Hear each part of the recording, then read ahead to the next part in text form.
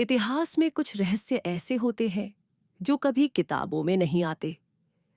वो जमीन के नीचे छुपे होते हैं, मंदिरों की दीवारों में, गुफाओं की छाया में। सोमनाथ मंदिर को कई बार तोड़ा गया, लेकिन क्या वजह सिर्फ उसका सोना था? डॉक्टर अद्वैत कश्यप को एक पुरानी तांबे की पट्टी मिलती है जिस पर खुदा है एक वैदिक श्लोक जो एक ऐसे यंत्र का पता देता है जिससे जीवन को नियंत्रित किया जा सकता है। वो नहीं जानता कि ये खोज उसे ओशो की विज्ञान प्रयोगशाला, गुप्त समाजों के पीछा और एक ऐसे रहस्य की ओर ले जाएगी जो अमृत से भी ज्यादा खतरनाक है। गुजरात का तट, जून की उमस भरी रात। अरब सागर की लहरें चुपचाप किनारे से टकरा रही थीं, लेकिन उनके नीचे कोई हलचल थी। ऊपर चांद आधा था, जैसे कोई अधूरी कहानी जिसे कोई पूरी करने की कोशिश कर रहा हो। डॉक्टर अद्वैत कश्यप अपने पैरों से नम मिट्टी झाड़ते हुए जमीन के एक हिस्से को बार बार टॉर्च की रोशनी में देख रहा था। एक सामान्य सा दिखने वाला पत्थर, लेकिन उसके चारों ओर बनी गोल गोल आकृतियां और बीच में उकेरे गए सूक्ष्म चिन्ह बता रहे थे कि यह कुछ खास है। तुम्हें यकीन है कि ये वही है? बगल से आवाज आई। ईरा शर्मा, एक 32 वर्षीय संस्कृत विशेषज्ञ जिनकी आंखों में किताबों से ज्यादा सवाल थे। यकीन नहीं, लेकिन यही तो असली मजा है, इजंट इट? अद्वैत मुस्कुराया। उसके होठों के किनारे पर हल्की सी लकीर थी, वही लकीर जो किसी ने किसी समय में बहुत तकलीफ झेली हो, लेकिन उसे छुपा लेना सीखा हो। अद्वैत ने धीरे से एक पत्थर हटाया। नीचे काले धातु की चमक दिखी। यह कोई साधारण वस्तु नहीं थी। ये तांबे की प्लेट। ईरा ने झुककर देखा। शायद, लेकिन देखो ये खुदाई। उस प्लेट पर खुदे थे कुछ श्लोक, बहुत ही पुराने और इतने सटीक कि जैसे उन्हें किसी मशीन से तराशा गया हो। सप्तचक्र, नवयंत्र। जहां सूर्य और सोम का मिलन हो, वहां छुपा है अमृत का कण। ईरा की आंखें फैल गईं। ऋग्वेद में ऐसा कुछ नहीं है, कम से कम सार्वजनिक संस्करण में तो नहीं। अद्वैत ने उसकी तरफ देखा। इसलिए इसे गुप्त कहा जाता है। ये वो पंक्तियां हैं जो कभी लिखी गईं, पर जनता को नहीं बताई गई। और सोमनाथ सिर्फ मंदिर नहीं था, ये एक प्रयोगशाला थी, एक टाइम लॉक मशीन। ईरा कुछ बोलना चाहती थी, लेकिन तभी पीछे से कोई हलचल हुई। तुमने जो पाया है वो तुम्हारा नहीं है। एक गहरी खुरदरी आवाज हवा में गूंजी। दो नकाबपोश आदमी हथियारों के साथ खड़े थे। उनके गले में नंदी का चिन्ह था, वही नंदी जो शिव के द्वारपाल माने जाते हैं। नंदी संघ। अद्वैत ने बुदबुदाया। मुझे लगता था ये सिर्फ मिथक है। कुछ मिथक कभी मिटते नहीं, सिर्फ इंतजार करते हैं अपने समय का। पल भर के लिए न तो लहरों की आवाज सुनाई दी, न मिट्टी में घुलती हवा की सरसराहट। बस उन दो शब्दों की गूंज, नंदी संघ, जो जैसे वक्त की नसों में चुभ गई हो। अद्वैत ने धीरे से तांबे की पट्टी को ईरा के बैग में सरकाया। कोट को छुपा लो, उसने बुदबुदाया। हमारे पास ज्यादा वक्त नहीं है। नकाबपोशों में से एक आगे बढ़ा। उसकी चाल में सैन्य अनुशासन था, लेकिन उसकी आंखें किसी ऋषि की तरह स्थिर। उसने कहा, तुम जिस कोट के पीछे हो वो अमृत का मार्ग नहीं, विनाश का द्वार है। ईरा बोल पड़ी। अगर विनाश है तो उसे छुपाने की बजाय समझना जरूरी है। जानना सबके लिए नहीं होता, नकाबपोश बोला। कुछ ज्ञान अभिशाप होते हैं। अद्वैत की आंखें पलट गईं, लेकिन उसके चेहरे पर डर नहीं था, बल्कि एक तीव्र जिज्ञासा, जैसे किसी ने उसकी सोच को चुनौती दी हो। फिर तो अब जानना और भी जरूरी हो गया। उसने धीमे से अपनी जेब से एक छोटा सा धातु यंत्र निकाला। पुरातत्वविद का जीपीएस स्कैनर। हम यहां सिर्फ खुदाई नहीं कर रहे थे, अद्वैत ने कहा। हम लेयर्स स्कैन कर रहे थे, जमीन के नीचे छुपे स्ट्रक्चर को समझने के लिए। और इस मंदिर के ठीक नीचे कुछ है। उसने स्कैनर का स्क्रीन ईरा की ओर मोड़ा। उस पर एक वृत्ताकार यंत्र की संरचना थी। 12 कोण, 7 चक्र और बीच में एक शून्य बिंदु। श्लोक के सप्त चक्र और नव यंत्र अब सिर्फ शब्द नहीं थे, अब वो एक संरचना बन चुके थे। नकाबपोश हिल गया। तुमने यंत्र को जगा दिया है। कुछ क्षणों तक सिर्फ समुद्र की हल्की गूंज और ईरा की गहरी सांसें सुनाई देती रहीं। अद्वैत ने जेब से स्कैनर निकाला। उसकी नीली स्क्रीन पर लगातार हलचल थी। कंपन शुरू हो चुकी है, उसने ईरा से कहा। मतलब जो हमने एक्टिवेट किया है वो अब नीचे कुछ अनलॉक कर रहा है। शायद एक दरवाजा, शायद कोई रेजोनेंस सिस्टम। ईरा की आंखों में घबराहट नहीं थी, लेकिन जिज्ञासा भड़क रही थी। नकाबपोश ने अपनी हथेली हवा में उठाई, जैसे किसी अदृश्य ताकत को संकेत दे रहा हो। अब जो नीचे सो रहा था वो जाग गया है। तुम्हारे पास ज्यादा वक्त नहीं है। हम क्या कर सकते हैं? ईरा फुसफुसाई। अद्वैत ने शांति से जवाब दिया। अब हमें उस जगह तक पहुंचना होगा जहां किसी को जाने की इजाजत नहीं थी। ना इतिहास को, ना विज्ञान को, सिर्फ उन्हें जिन्हें ज्ञानी कहा गया। वो पीछे मुड़ा। मैंने सोचा था ये बस एक और मंदिर का तहखाना होगा, पर ये किसी प्रयोगशाला की पहली परत है। उसने एक लंबी सांस ली और धातु की प्लेट को बैग में और गहराई से छुपाया। चलो नीचे उतरते हैं। सोमनाथ मंदिर के गर्भगृह से 300 मीटर नीचे एक प्राचीन सुरंग मौजूद थी, जिसे इतिहासकारों ने कभी नहीं छुआ और पुजारियों ने कभी नहीं खोला। अद्वैत और ईरा ने उसी रात बारिश के शोर में छुपते हुए मंदिर के पीछे से एक पुराने शिव ध्यान गृह में प्रवेश किया। वहां एक शिला थी जिसके नीचे एक त्रिशूल लिपि में खुदा था। त्रिकाल के पार जो देखे वही अमृत का अधिकारी हो। ईरा ने देखा, ये भाषा ब्राह्मी भी नहीं, ये उससे पुरानी है, शायद अयोशी लिपि। नंदी संघ ने इसे जानबूझकर दबाया है, अद्वैत ने कहा। पर अब ये उठेगा, अब ये बोलेगा।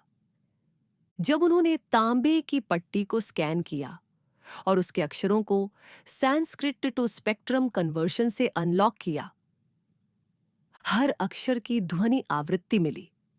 और वो आवृत्तियां कैलासा मंदिर, एलोरा के गुफा रेखा चित्रों से मेल खा रही थी। ईरा की आवाज कांपी।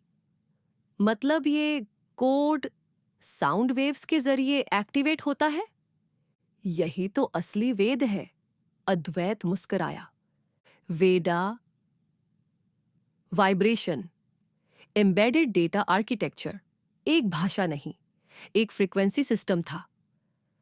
अब उन्हें यात्रा करनी थी एलोरा की गुफाओं तक, जहां गूंजेगा वो पहला स्वर जो खोलेगा अमृत यंत्र की पहली परत।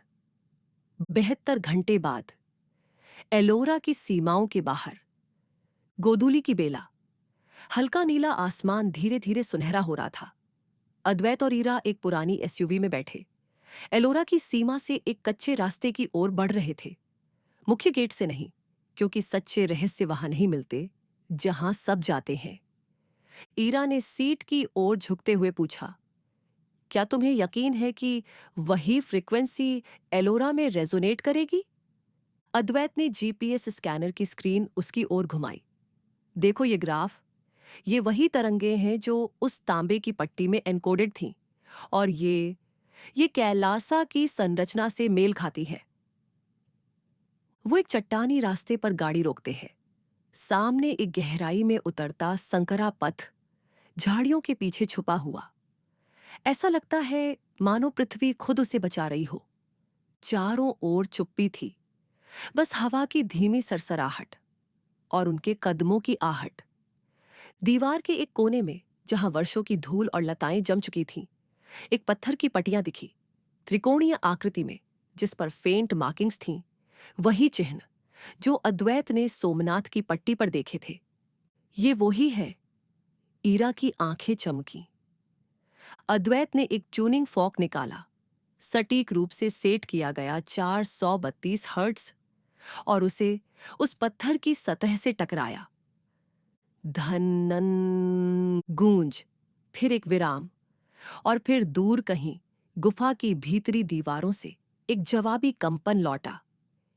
ईरा फुसफुसाई, ये गूंज नहीं थी, ये उत्तर था। तभी पत्थर की पटिया धीरे धीरे नीचे सरकी।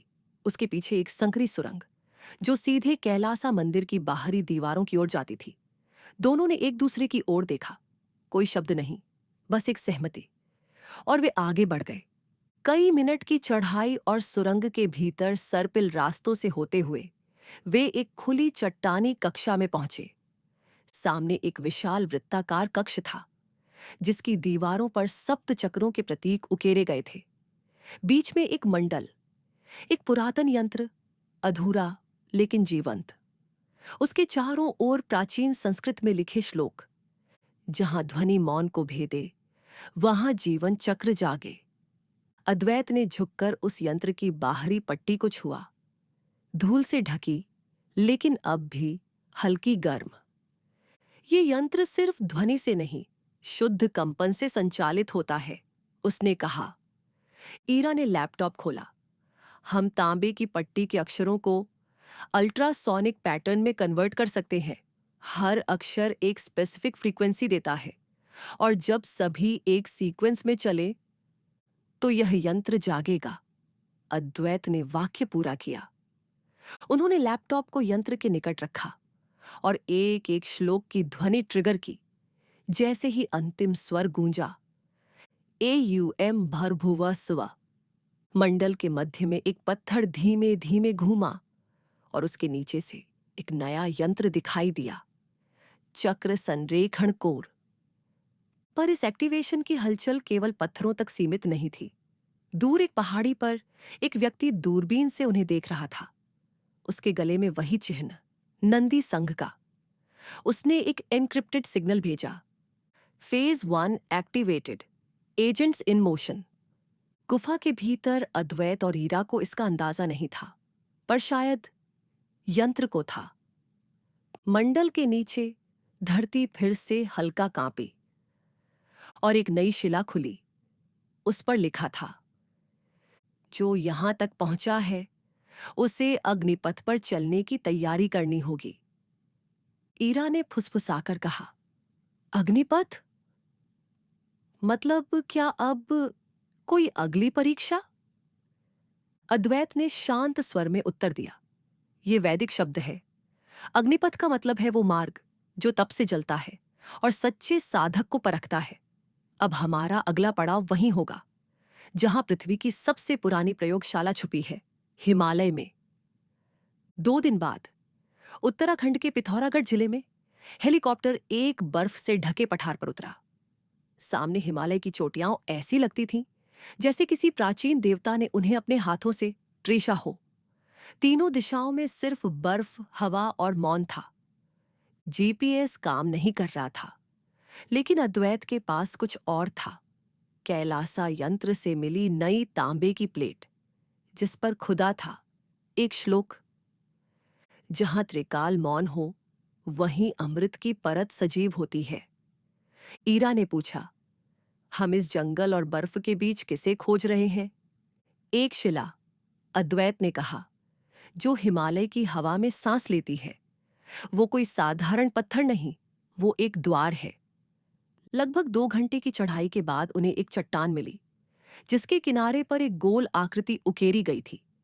उसके चारों ओर सप्तर्षियों की आकृतियां, और मध्य में एक त्रिभुज जिसमें 3 बिंदु थे। ईरा को याद आया, यही आकृति कैलासा यंत्र के भीतरी मंडल में भी थी। यही है, अद्वैत ने धीरे से कहा। उसने अपने बैग से रेजोनेंस रॉड निकाली, जो एलोरा में यंत्र सक्रिय करते वक्त उन्होंने कैलिब्रेट की थी। उसने रॉड को उस आकृति के मध्य बिंदु पर रखा और वैदिक मंत्र की पहली ध्वनि दोहराई। एम हिरण्य गर्भाय नमः। एक सूक्ष्म कंपन, बर्फ की चादर में नीचे से जैसे कुछ धड़का हो। फिर आकृति के त्रिभुज से एक हल्की रोशनी उठी और सामने की बर्फ पिघलने लगी।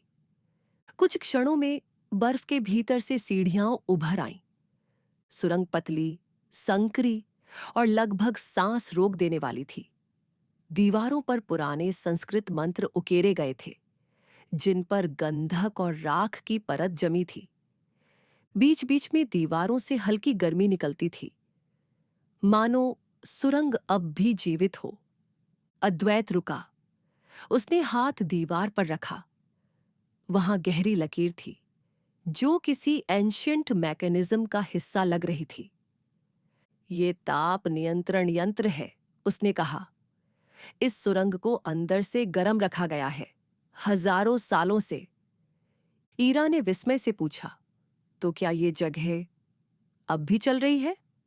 शायद, अद्वैत ने धीमे स्वर में कहा, या शायद कोई इसका इंतजार कर रहा हो। सुरंग के अंत में एक वृत्ताकार कक्ष था, जिसमें प्रवेश करते ही एक गंध महसूस हुई, चंदन और धातु की मिली जुली गंध। सामने एक गोल मंच और उसके मध्य में एक ब्रह्मकोड़ यंत्र। ये यंत्र किसी ताले जैसा था, लेकिन उसमें कुंजी नहीं, मंत्र चाहिए थे। उसके चारों ओर 7 धातु प्लेटें थीं, हर प्लेट पर अलग ध्वनि संकेत। अद्वैत और ईरा ने प्लेटों को एक्टिवेट करना शुरू किया। वही सप्तचक्र अनुक्रम जो उन्हें कैलासा में मिला था। जैसे ही अंतिम ध्वनि गूंजी, मंच के मध्य में एक दरार उभरी, जमीन खिसकने लगी और एक नया मार्ग प्रकट हुआ।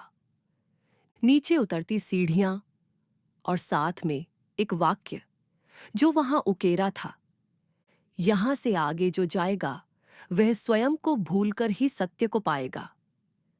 सीढ़ियां पत्थरों में नहीं, अंधकार में उतरती थीं। जैसे जैसे अद्वैत और ईरा नीचे बढ़े, टॉर्च की रोशनी दीवारों पर पड़े चित्रों को प्रकट करने लगी। ये चित्र पेंटिंग नहीं थे, उकेरे गए अनुभव थे। एक साधु जो अग्नि में बैठा है, चारों ओर यंत्र तैर रहे हैं। एक महिला जिसकी आंखों से ऊर्जा निकलकर एक धातु पुस्तक में समाहित हो रही है, और एक वृत्त जिसके भीतर सप्तर्षियों की आकृति और बीच में एक शून्य। ईरा की सांसें थमी। ये तो जैसे चेतना के प्रयोग हैं। अद्वैत ने सिर हिलाया। आर्ष सिर्फ दर्शन नहीं करते थे, वो प्रयोग करते थे। ध्यान, ध्वनि और ऊर्जा के सहारे ऐसे तंत्र बनाते थे जो विज्ञान और आत्मा के बीच की दूरी मिटा देते थे। सीढ़ियां एक बंद दरवाजे पर जाकर रुकीं। दरवाजे के दोनों ओर एक ही वाक्य खुदा था, यत्र विज्ञानम तत्र ब्रह्म। जहां विज्ञान है, वहीं ब्रह्म है। अद्वैत ने आंखें बंद की और धीरे से मंत्र दोहराया। एम आंतरिकम तत्वम प्रकाशय। दरवाजा बिना किसी ध्वनि के भीतर की ओर सरक गया। भीतर जो था, उसे सिर्फ प्रयोगशाला कहना कमजोर शब्द होगा। यह एक संजीवनी कक्ष था, जहां ज्ञान ऊर्जा के रूप में संग्रहित था। चारों ओर धातु से बनी संरचनाएं थीं, जिनमें क्रिस्टल जड़े थे। कुछ जगहों पर मंत्र पट्टियां लगी थीं, जो हल्के कंपन से चमक रही थीं। बीचों बीच एक बड़ा मंडल, जिसमें कंसेंट्रिक सर्कल्स थे, और हर वृत्त किसी एक तत्व से बना था। पृथ्वी, शुद्ध मिट्टी; जल, गंगा का प्राचीन स्रोत; अग्नि, शुद्ध ज्वालामुखीय राख; वायु, सीमित गैस कैप्सूल; आकाश, ध्वनि के कंपन को दर्शाता एक कांच का वृत्त। इनके मध्य में एक धातु पात्र, बंद, शांत, लेकिन उस पर लिखा था, प्राण बीज, चेतना के मूल स्रोत से सन्नद्ध। ईरा ने धीरे से पूछा, क्या यही अमृत है? अद्वैत ने धीरे से सिर झुकाया। या कम से कम उसका बीज, वो जो किसी भी चेतन शरीर को नवजीवन दे सकता है। लेकिन इसे जगाना एक प्रयोग नहीं, एक बलिदान होगा। ईरा ने आगे बढ़ते हुए कहा, तो हम इसे लेकर जाएंगे कहां? सरकार? विज्ञान संस्था? अद्वैत ने धीमे स्वर में कहा, इसे दुनिया तक ले जाना खतरा है। कोई भी शक्ति जिसे समझे बिना जगाया जाए, वो विनाश ला सकती है। तभी दीवार पर लगे एक क्रिस्टल में कंपन शुरू हुआ। एक होलोग्राफिक आकृति उभरी। एक वृद्ध पुरुष, सलेटी दाढ़ी, गहरे नेत्र और हाथ में एक यंत्र। यदि तुम यह देख रहे हो तो तुमने अंतिम द्वार पार कर लिया है। मैं वशिष्ठ हूं, सप्तर्षियों में से एक की चेतना का अंश। यह बीज अमृत नहीं है, यह एक उत्तरदायित्व है। इसे जगाने के लिए तुम्हें स्वयं को विसर्जित करना होगा। ईरा कांप गई। अद्वैत स्तब्ध था। वशिष्ठ की चेतना आगे बोली, जिसने यह मार्ग तय किया है वह अब दो मार्गों के बीच खड़ा है। एक, ज्ञान को समेटकर दुनिया से छुपा लेना। दूसरा, स्वयं को अर्पित करके उसे जगा देना। अद्वैत चुप था। ईरा की आंखों में आंसू थे। अगर तुम नहीं जाओगे, ईरा बोली, तो मैं जाऊंगी। नहीं, अद्वैत ने कहा, यह यात्रा मेरी थी। मैं ही वह बीज हूं जिसे इस यंत्र ने चुना है। उसने अपना हाथ धातु पात्र के ऊपर रखा। धीरे धीरे यंत्र की प्लेटें घूमने लगीं। मंत्रों का कंपन तेज हुआ। पूरे कक्ष में प्रकाश फैल गया। ईरा ने उसकी ओर बढ़ने की कोशिश की, लेकिन एक अदृश्य शक्ति ने उसे रोका। अद्वैत ने पीछे देखा, मुस्कुराया और बोला, कुछ रहस्य अपने साथ नहीं ले जाए जाते, वे सिर्फ जगा दिए जाते हैं। अगले ही क्षण प्रकाश विस्फोट हुआ। सब कुछ मौन, फिर अंधकार। 1 वर्ष बाद ऋषिकेश आश्रम में एक बच्चा खेल रहा था। उसके माथे पर वही त्रिकोणीय चिन्ह। उसकी देखरेख कर रही थी ईरा। एक साधक ने पूछा, ये बच्चा कौन है? ईरा ने दूर हिमालय की ओर देखते हुए उत्तर दिया, एक प्रश्न का उत्तर और एक यात्रा की नई शुरुआत। अगर आपको यह कहानी पसंद आई हो तो YouTube पर लाइक, शेयर और सब्सक्राइब जरूर करें। आपका साथ ही हमारी सबसे बड़ी ताकत है।